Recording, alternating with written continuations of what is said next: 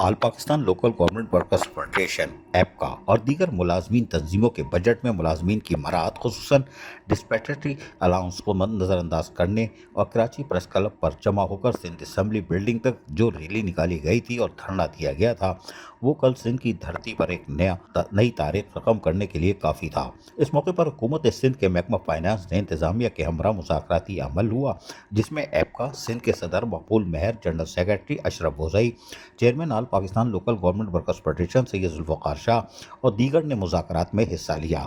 اس موقع پر طے پایا کہ ڈسپیٹری الاؤنس پر ورکنگ کی جا رہی ہے اور اسے اسمبلی سیشن کے دوران تمام صوبائی ملازمین کو ڈسپیٹری ریڈکشن الاؤنس دیا جائے گا۔ کووڈ-19 کے ملازمین کو 1 سال کی تنخواہ کی ادائیگی پر کام شروع کر دیا گیا ہے، انہیں تنخواہ ادا کی جائے گی۔ بلدیاتی ملازمین کے ریکارڈ کو سیپ پر منتقل ہونے پر ان کی تنخواہیں آن لائن ٹریجری سے ادا کی جائیں گی۔ ملازمین نے مذاکرات کی کامیابی کے بعد اسمبلی پر دھرنا ختم کر کے ایک دوسرے کو مبارکباد پیش کی تھی۔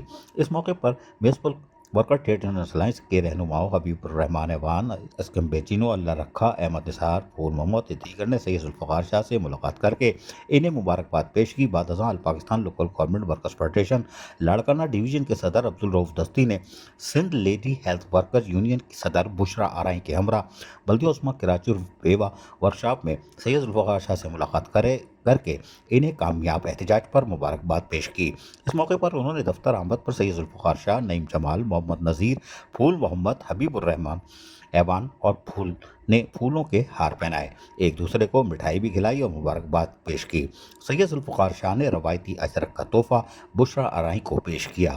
اس موقع پر محترمہ کنیز فاطمہ، جو کہ محنت کشوں کے جائز حقوق اور مفادات کا تحفظ کرتے ہوئے انتقال کر گئی تھیں، یقینی طور پر ان کے لیے دعائے مغفرت کی گئی اور ان کی کارکردگی کو زبردست خراج تحسین بھی پیش کیا گیا۔ عزیز عارف، KBS بلدیاتی نیوز کراچی۔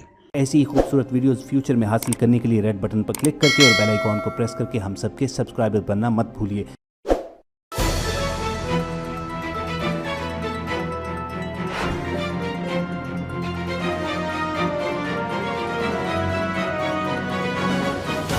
KBS بلدیاتی نیوز